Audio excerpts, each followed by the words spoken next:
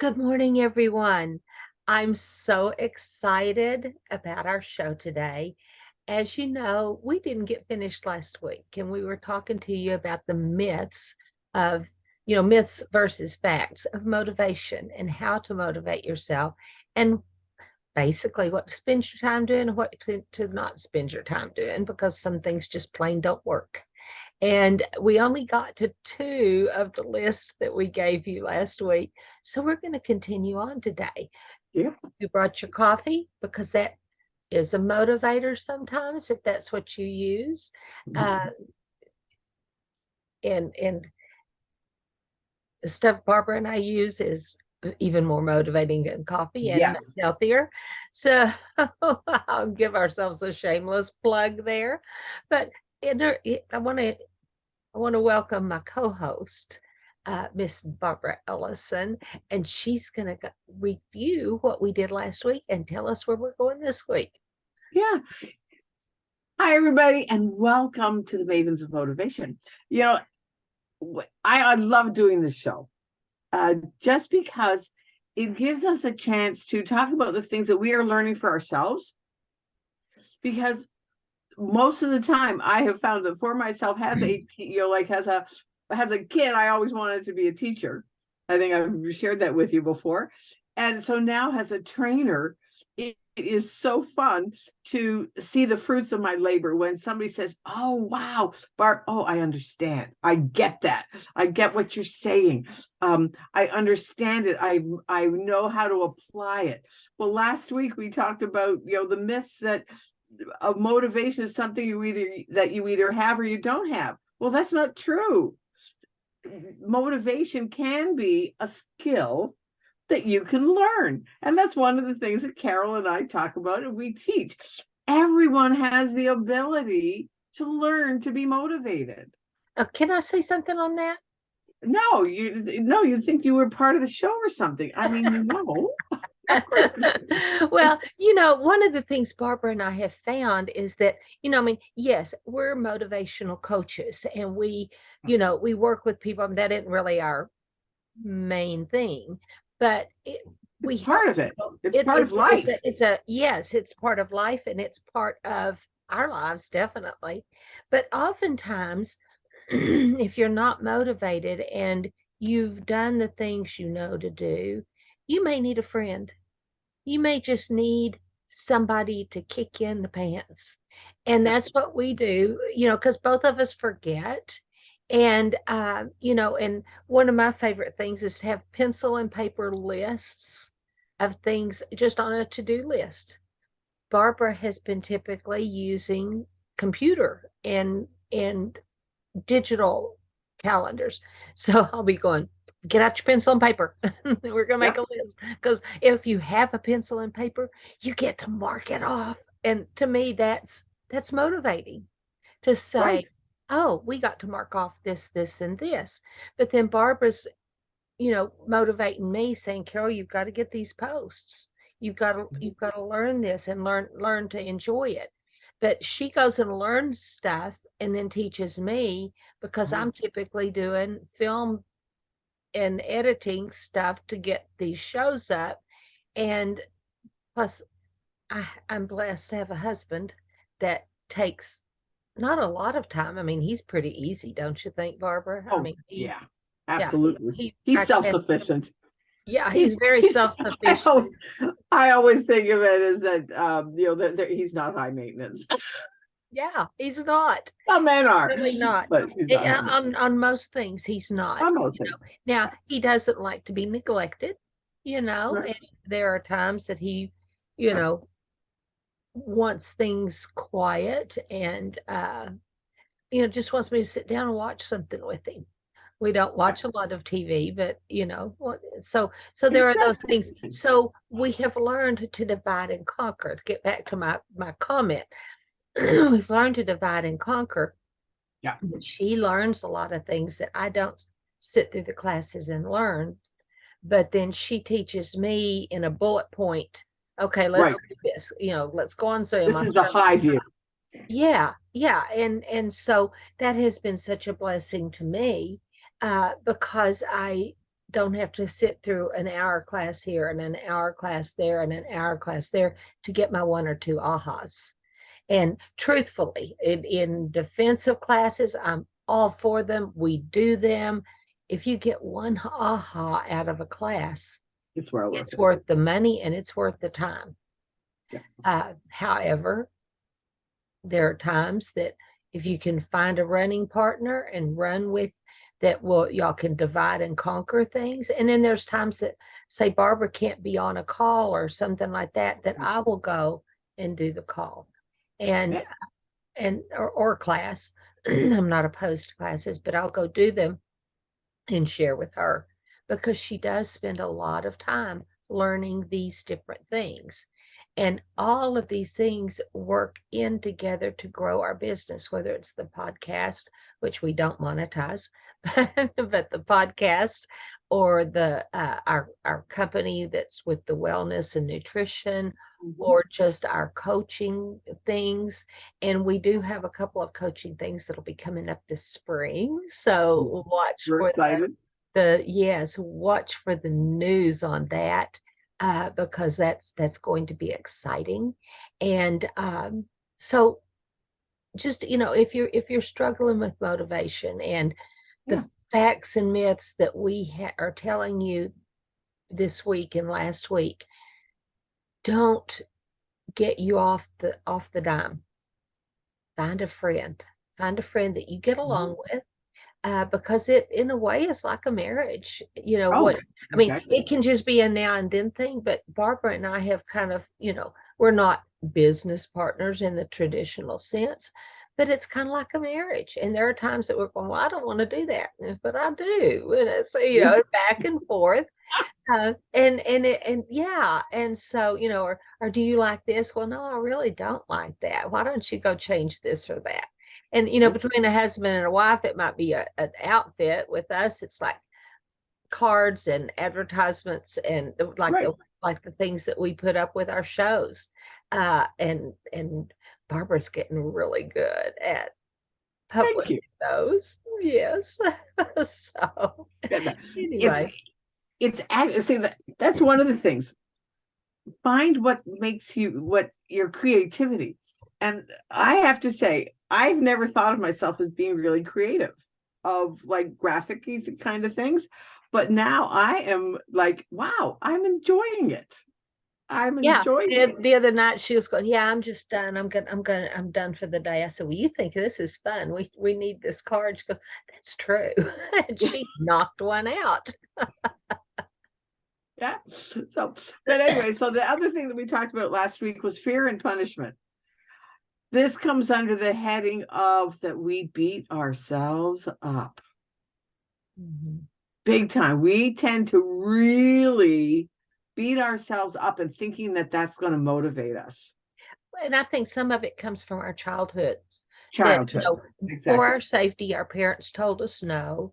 They had to spank us. I mean, I'm all for spanking. Okay, yes. Yes, spare the rod, spoil the child, and it says discipline is good. So I'm for the discipline, but so oftentimes our little minds, we get it set that it's going to hurt if we're, and so it can, as an adult, we can beat ourselves up in the same way of, oh, you should have done this. Oh, perfectionism is the enemy of production.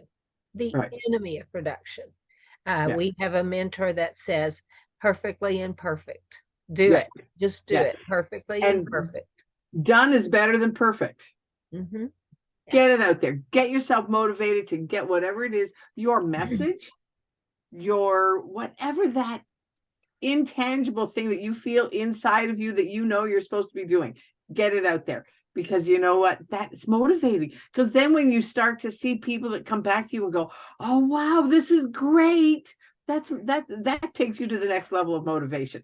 So quit beating yourself up. And because fear and punishment does not work. Find positive ways to be motivated. Give yourself a reward.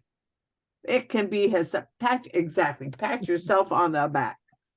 Anyway, so yeah, so myth number 3 that we're going to cover today is that motivation is all about willpower and self-control. They're important, absolutely, because you want to set the goals, but they're not the only factors that go into motivation. We've talked a little bit about it already. It's about support. It's about emotional support, support from a group, support from the environment that you're in. Like one of the things that I'm going to tell on myself. I have in the past been less than neat.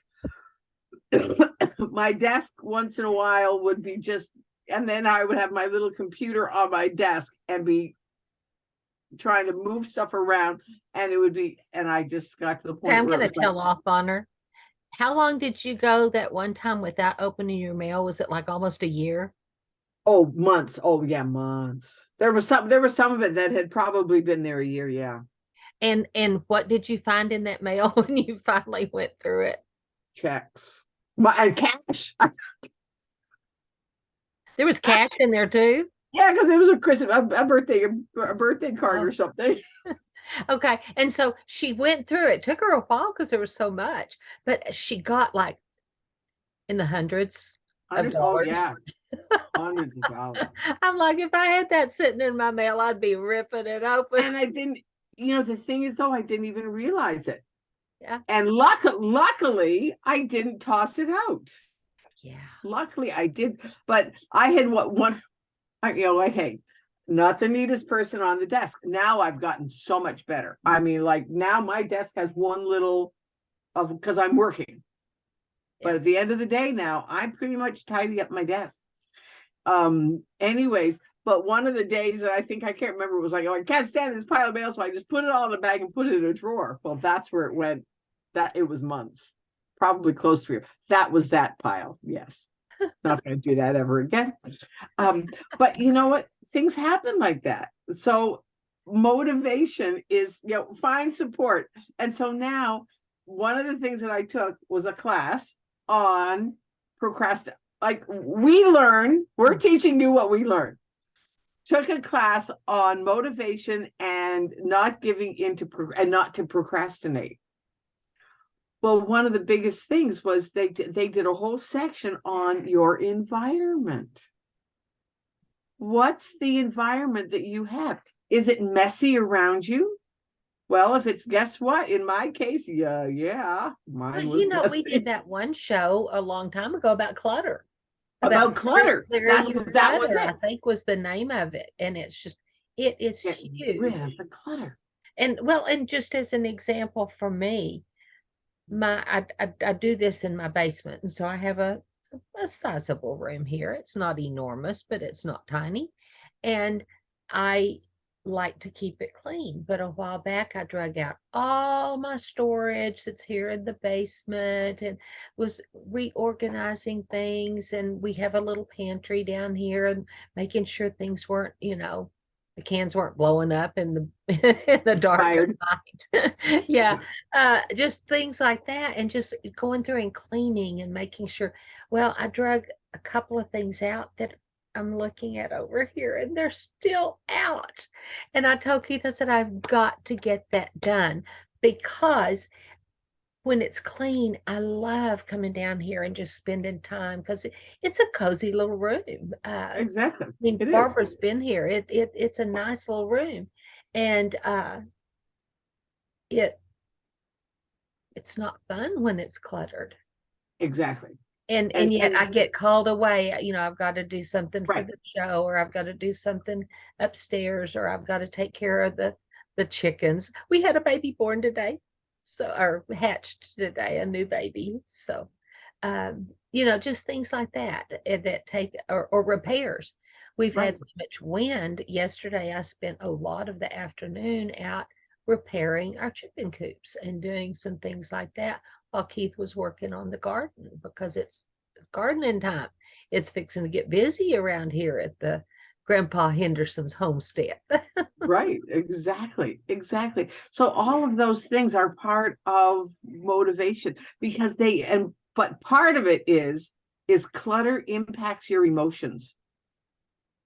It really does. If you have clutter around you, sometimes you can be cluttered within yourself. Yes. And then you've got all these things, and it's I've got to do this, I've got to do this, I've got to do this, I've got to do this. Your to-do list magnifies itself in your emotions. And now you're like, what? And then of course, what's wrong with me that I'm not motivated, or what's wrong with me That that I I'm can't not get getting this done? anything done. And you're focusing on those few little things that Things. really don't matter. That's why I'm big on the pencil and paper. I'll write everything down that I feel like I need to do. And I don't do it as much now as I used to when I had my office and was going to town every day and stuff. But I'll do 1, 2, 3. And even my to-do list for when I go to town, I'll put it in order. Or if I just have brain dumping and writing it all down, excuse me, I'll put it in 1, 2, 3 in importance. Because if you get 3 things off of your to-do list every day, you've had success. You've had a successful day. Yes. And it motivates you Just to 3. do There the may be next. 20 things on there. 3 things. Fine, get the 3 things that are going to, one of them, my 1, 2, 3 list. One is one that's going to move my business forward or my life forward in something that I'm looking to do. Like right now, one of the things that I'm working on is my automation. Well, today I've got one of my things on my list is part of my automation thing. And okay, one of them has to be what's a personal thing that you want to do in your personal life. Yes. We so often, in the guise of motivating, we only focus on one part of our life. No, you have a life that has all sorts of parts. Like Carol talks about so often, we have a mind, a body, and a spirit. Well, those are 3 parts. You've got to work within all 3 parts. So sometimes your to-do list can be broken up into those 3 things so that you get at least one thing done that you want to do. And change your language. You don't have to do anything. You get to do. Mm-hmm. What do I get to do? But all of that impacts how we think and how we feel. And when we start beating, and back to the fear and punishment, when we start beating ourselves up for all the things that we think we're not doing, we lose traction for the things that we are doing. Yes. And sometimes the squeaky wheel is not what you need to be doing. Exactly. Many times. That's why having it written down on paper where you can write it down. And I like to do it the night before. Right. It's very beneficial to do it the night before, because then you may get answers to things as you sleep, because God talks to us in our sleep. I think almost more, if you're not in tune, almost more than when you're awake, because you don't have the busyness around you to drown him out. Right. So, I mean, if you have some big project, you may have a dream about how to do that project. Yes. Or something. So write your list down the night before, look at it, put it away, and just say, Lord, I remit this. I give this to you. And then go to sleep. It will, number one, it'll help your sleep, because you won't be going, oh, I have to do this, I have to do that. Do the brain dump. What if? It's not what if that happens to me. It's what if this does happen to me? What if this is a good thing? So many of the problems in our life are not storms to destroy us. They're storms to clear your path and make your life better. Right. And yeah. And sometimes overnight, I have found that I'll wake up in the morning, and Carol and we talk often first thing in the morning, and it'll be like, guess what? I know how to do this. Because overnight, there was something that downloaded into my brain that, we can do it that way. Yes. And one of the reasons that we meet early in the morning quite often, because we have some morning meetings. The day doesn't get interfered with. If you wait to do your to-do list till after the day is started, if you don't get up till, I'm going to use these times, if you don't get up till 8 or 9, maybe you're in the second part of life and you're reinventing and you think, oh, I don't have to get up for a job anymore. Well, you've cut out some valuable time. And your time is your time. So set your up times. I tend to get up at 5 or 6 because that gives me time. Number one, before Keith gets up. Number two, because he gets up with the chickens. So, at dawn, he is up and out. But, he says he saw the sun come up for so many years. He grew up farming and ranching, and it was his job, even at age 6, to go out by himself and milk the cows. And it was hand milking. It wasn't sticking a thing up on their udder. It was so, he says, I don't want to get up that early anymore, which is fine. He gets up, takes care of things, but this gives me time before there's any interruptions. It's just me and God and my Bible, and just, and it's not all just in the Bible. It's like thinking, right, talking to him, meditating, listening to him, just all kinds of things. And just, if you don't know what to talk to him about, tell him you're grateful. Tell him the thing, look around and think, what can I be grateful for today? That I can see in front of me. Yeah, most in the physical. It's okay if it's in the physical. It's like, I have a roof over my head. I would assume that most of our clients have a roof over our head. I do have a couple that don't, for various reasons. They are homeless, and I work with them. But, it's like moving out because of a bad situation. And so, I'll work with them to get in a place, but sometimes they want to be where they are for safety. And, and that's okay. I can't imagine being on a park bench being safer than a home, but that's me. But so get up and have your time and be grateful. And this woman that comes to mind, I mean, she is great. She has her computer, or phone. I don't know which she uses, but she knows what restaurant she can go to and get a good meal and I mean, this woman has a podcast. So it's not like everybody that's homeless is not derelict. Right. It's just that she had to move out of where she was due to a safety situation. And, you wouldn't know it to talk to her on camera or anything. She'll sit in a restaurant and use their Wi-Fi and do what she does. And so, there's so many things that you can overcome. And she's grateful to be where she is. I mean, I'm grateful when I look out and see that big lake outside of my house. I'm thinking, oh, thank you that I live up here in a place that's calm, especially as you hear all the things going on. It's calm here. Barbara can attest, my porch is a great place to go have a quiet time. Quiet time. It is quiet, except for the chickens. It used to be very quiet. Now it's sort of quiet. So, so absolutely. So just be aware, give yourself some grace. Be grateful, and know too that some days it just takes longer for your body to get going. Yeah. Once in a while, and that's okay too. Give yourself some grace. Yes. And just and know that, okay, wow, okay, yeah. So today was a little harder to get myself going. Okay, so what? Yeah. So what? Quit. And so that comes back to what we were talking about before, of fear and punishment. Give yourself some grace and don't beat yourself up. Just give yourself some grace. I used to be horrible at beating myself up about everything. Awful. I was a perfectionist. I was a workaholic. Yeah. And for me, and this is the last thing we're going to talk about. I don't know about you, but I was an all or nothing girl. Mm-hmm. Mm-hmm. If I couldn't do it all to perfection, then I didn't do any of it.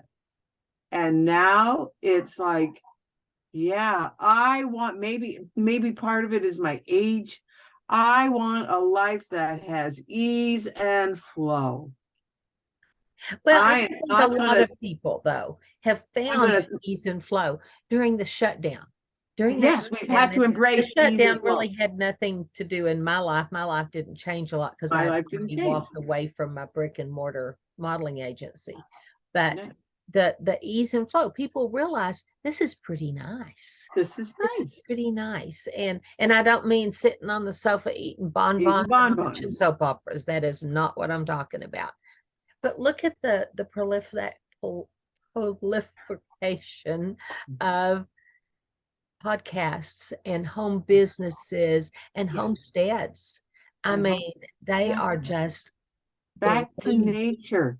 Yes, Let's get into the ease and flow. Nature flows. yes, it does. Yes, it And does. we can be a river going downstream, just going around the rocks, going around the branches, going around, following the stream, rather than trying to swim upstream Well, or try to bust through a rock. or How trying to many bust of through. us in our businesses in the past have tried to bust through a rock Yeah, because the go rock was in around the it. way? It's Because like, that was the way we were taught. yeah, pivot, Now, go around the go rock. around. Yeah. So that's our theme for today. Next week, we're going to talk about a couple of other things. No, we Just didn't get through again. of course well, of course, one of the things that we have realized is that things have to be in series because you can't talk about everything all at once because we don't want to be a fire hose of just all the facts. We need to hear the whys and the wherefores behind some of where these things came from. And that's what this show is about. So if you have gotten, and if you've had an aha moment and you're listening to this, share it with your friends. Tell us, like, oh, I just learned this, even if it's just one thing. Well, So, and I've got to give a shout out, and I know that dates this podcast, but yesterday was Resurrection Sunday, so yeah, we've got to be thankful that Jesus did come out of the tomb and he yeah, did ascend and he does take care of us, and we're in the very middle of Passover, and Passover was a type and shadow of the crucifixion and the resurrection. So I just want to give a shout out for all of you that are in the Judeo-Christian realm, and say, I hope you had a wonderful Resurrection Sunday, and I hope that you are enjoying a stupendous Passover. So, Passover is one of God's feasts, not a Jewish feast. It is a feast, it's actually an appointed time for all of us to come before God and say, okay, here I am. What would you have for me? And so thank they you. call it it's a moedim in the Hebrew language. So don't miss your moedim. God's got you on his calendar. So Right. show up for the appointment. Everybody have an awesome week, rest of your day. Anyways, we'll talk to you soon. See you next time. Bye. Bye.